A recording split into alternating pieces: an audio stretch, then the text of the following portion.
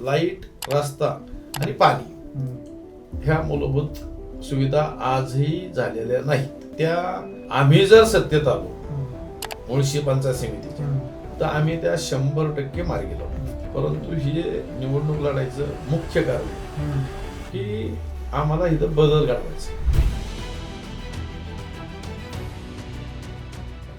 हे 2005 मध्ये जेव्हा सरपंच झाले तेव्हा पूर्ण 2 महिने घरातून बाहेर, मुलंही लहान लहान आणि घरातल्या सगळ्यांनी आलं. तालुका लेवलचं जर काम पाहायचं असेल ना तर पंचायत समितीत आपण असणं गरजेचं आहे. त्यात राजकारण हा पैसे कमवायचा ठिकाण नाही.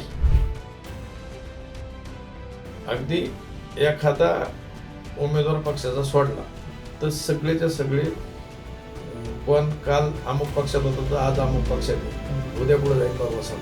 ह्या लोकांना ज्या पक्षाने समाजात आणलं ही लोक त्यांची नाही झाली तर समाजाची काय होणार. एक वेळेस पद नाही मिळत तरी चालत, बरं निष्ठा नाही सोड की ज्या पक्षाने ड्रायव्हर असताना मला पंचायत समितीसारखी उमेदवार दिली त्या पक्षाचं म्हणजे समाजापुढं प्रकाश बेगडे कोण हे त्या शिवसेनेने मला आणलं, उद्धव बाळासाहेब ठाकरेंनी मला आणलं.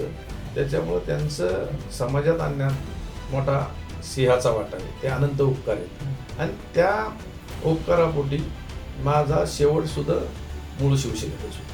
त्यांना तर सांगणार मला तुम्ही निवडून द्या, मी तुमचं सगळं समस्या सोडून देईन. यापुढे हा विषय परत आपले 5 वर्षात नंतर येणारच नाही. प्रश्न कायमचे संपतील. संपतील.